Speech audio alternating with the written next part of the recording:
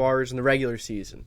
First of all, I'd like to welcome you to the JDW Sports Talk Show, where every fan is welcome. If you enjoy Colts content, NFL content, make sure you like, subscribe, put the post notification bell on so you don't miss any future videos. We're building something great. We're building an empire. If you want to be a part, be a part. I promise you, it's going to be one of the best choices you've ever made of your life. Join the Discord, become a part of the community. It's a great community, great people. It's a fantastic place to be.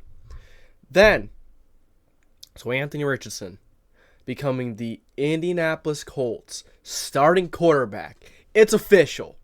Now, there's been a lot of questions whether he would start week 1. He's too raw. He can't. Way too much he's got to learn.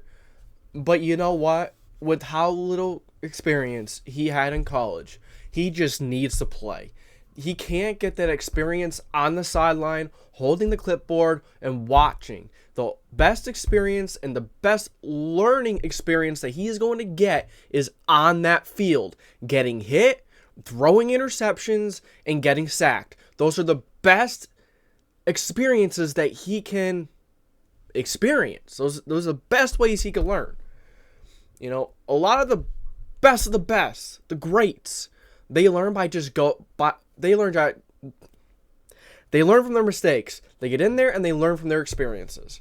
And this is perfect for Anthony Richardson. Now, people often like to say that if you throw a young quarterback out there and he struggles, it's going to kill his confidence.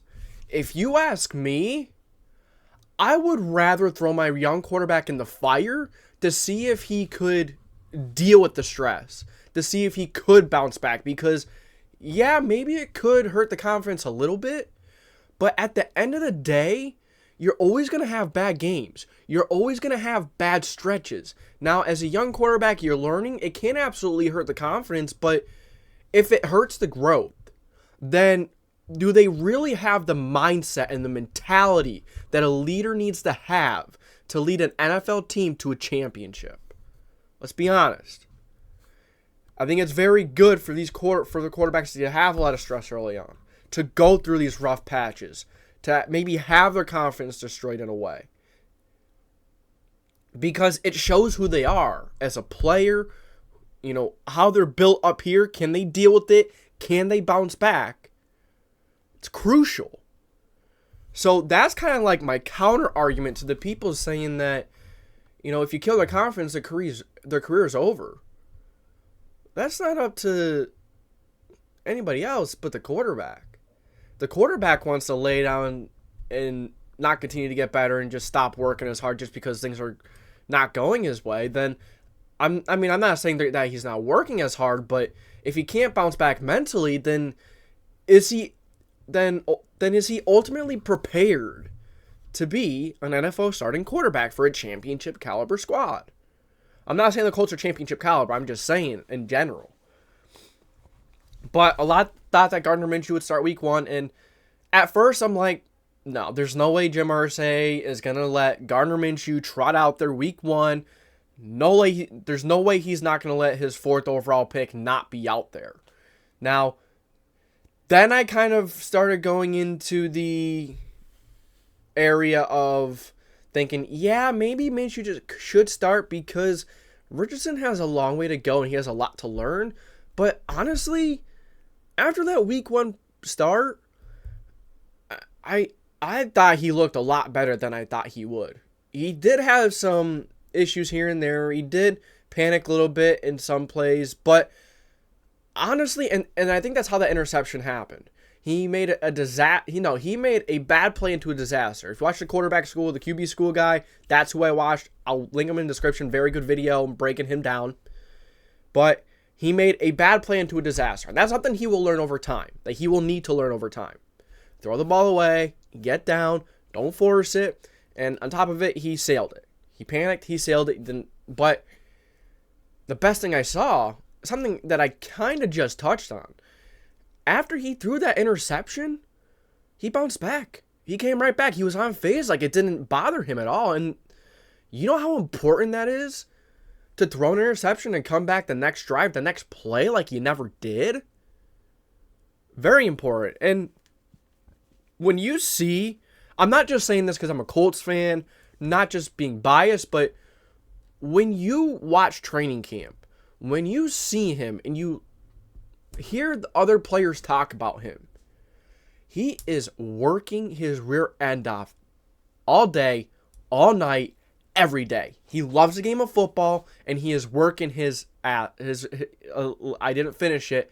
I didn't finish a curse word. He's working his rear end off as much as he could. He loves the game. It's a great work ethic. Now, he's going to have to execute at some point as well. And it may take 2-3 years until he does. But you know what? I think we saw a lot of positives from the start in week 1. And I'm excited he's going to start week 1. We're going to start this new era off fresh. It may not be the fastest it starts, but you got to realize, I think he's going to give us the best chance to win over Gardner Minshew anyways.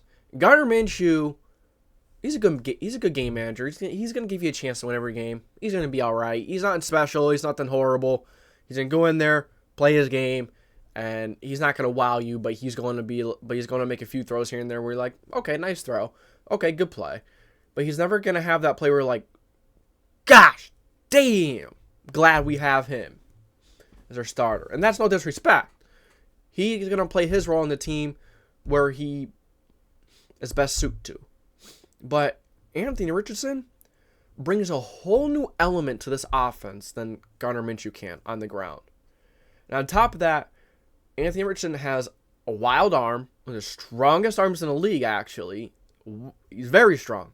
Best arms. Now, he's going to have to learn to control it, but sometimes you can't really teach arm strength. You can improve it a little bit and bring it up a bit, but it's very difficult. And I don't know if you really can bring arm strength from like a Matt Barkley to an Anthony Richardson. You just can't. It just doesn't happen. And it's kind of the same thing with accuracy. I think accuracy is one of those things that is very difficult to teach. And these last few years, it's been a little different. Josh Allen and some of these quarterbacks have been able to improve their accuracy. Now, Josh Allen still isn't the most accurate quarterback in the league. He's still one of the more inaccurate quarterbacks, let's be honest. But I also like Anthony Richardson's mindset more than Josh Allen's. Now, I'm not comparing them. I'm not doing that. I'm just saying that Anthony Richardson's mindset is very different than Josh Allen's. You see Josh Allen, and he, we haven't seen Anthony Richardson in game action yet, so we really don't know. Well, we have, but we haven't over a prolonged time starting. But Josh Allen, once he gets rattled, he has a hard time coming back to it that game. Once he's hit a few times, he's getting frustrated. He's not doing his job, or someone's not doing his job. He gets frustrated, and it shows, and he has a really hard time regaining his composure. Anthony Richardson, as a rookie, right away regained his composure after throwing the interception. Now, he's young, it's preseason, doesn't mean as much. That wasn't a playoff game for Josh Allen. Well, in general, but there's a lot to like. He showed some anticipation. He did show some inaccuracies. But honestly, he was calm, cool, and collected and confident most of the time in that pocket. There was a time or two where you could tell he got a little antsy, got a little nervous, but not as bad as we thought for a quarterback that has only started 13 games in college. There's a lot to like about him. Now, you do have to sit back and realize this year may not be a great year. Probably going to be a lot of learning experiences. Not just for Anthony Richardson, the entire team. But I also want to say that the starting offensive line looked very good yesterday. Braden Smith got beat a few times. He looked okay. For just the first quarter, it seemed like he was struggling. It's preseason. Don't overreact. But Bernard Ryman, I thought he was the best offensive lineman out there. And then when I went to go look at the PFF grades, I'm like, he had the highest PFF grade. It makes sense. He had an incredible game. Great blocking, keeping edge rushers out of the game, not letting them get to his young quarterback. Bernard Ryman is slowly developing into an incredible left tackle. Can he be as consistent and play at a level that Anthony Costanzo did for many years? That's something else he's going to have to prove. Very difficult to. But we'll see, because this entire Colts team always seems to have consistency issues.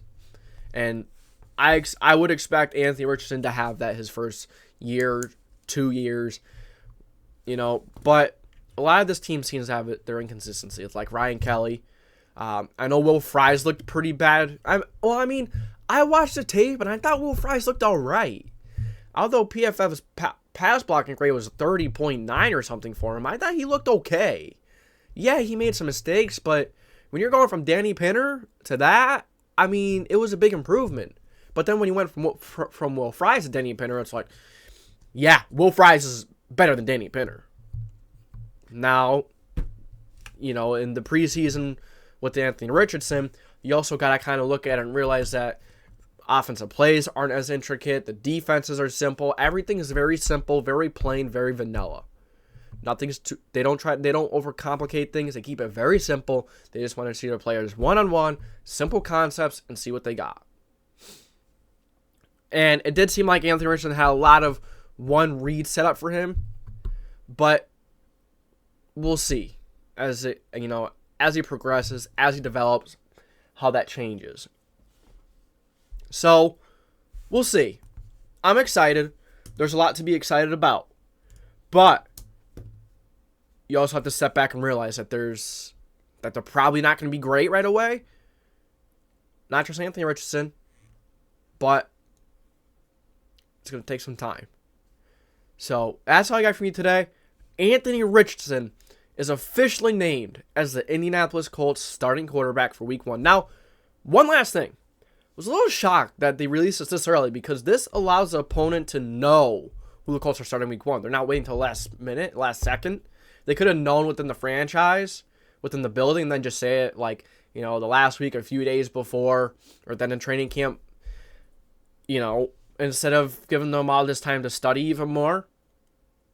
But we'll see. We'll see. I think the Colts are going to start out strong in the season, but I think once tape gets out on Anthony Richardson, once the tape gets out in the offense, because it's very hard to watch film and, get an idea of what this offense is going to want to do when you have absolutely no tape of Shane Steichen's offense with the Colts or Anthony Richardson in the NFL. You combine those two, very difficult. It's a nightmare. It can be a nightmare. So I see the Colts starting off strong and then ultimately probably down the stretch of the season struggling. That's what I feel like is going to happen this season. So if they come out strong first couple of weeks, don't get too excited. Keep your cool. Keep calm, because we see many times, over and over again, teams start the year strong. 3-1, 3-0, 4-1, 5-2. The Colts started 5-2 with Jacoby Brissett, and they just fizzled out the rest of the year. Now, that was a very different situation, but I'm just saying in general, don't get too overexcited if you see the Colts playing really well and just winning football games early on. Keep it cool. I know it's going to be hard not to get excited because you have Anthony Richardson, the number 4th overall pick playing. I get it. But try not to get overexcited. And that's all I got from you. That's all I got for you guys today. That's officially it for this video. Thank you for tuning in to the JDW Sports Talk Show, where every fan is welcome. We're building this thing brick by brick. You guys symbolize the bricks, because without the bricks, without building it one brick at a time, one viewer at a time, this is nothing. There's nothing. If you think about it, if you look at a building, if there's no bricks, there's no building. If there's no bricks, there's no foundation. I'm not very educated on how things are actually built, but, I know they use some kind of cinder blocks, and I know a few things used for fun. I'm making this too complicated, but you guys get what I mean. All right? So, brick by brick, every one of you matter and make the show go around. So, this is JDW Sports Talk Show. Getting ready to sign off. Last but not least, we are giving our member shout-outs a go. We have Marshman and we have Red the Rat. Thank you guys for supporting the show further than you already have to. Everyone, I don't want everyone to feel like they have to become members to become a part.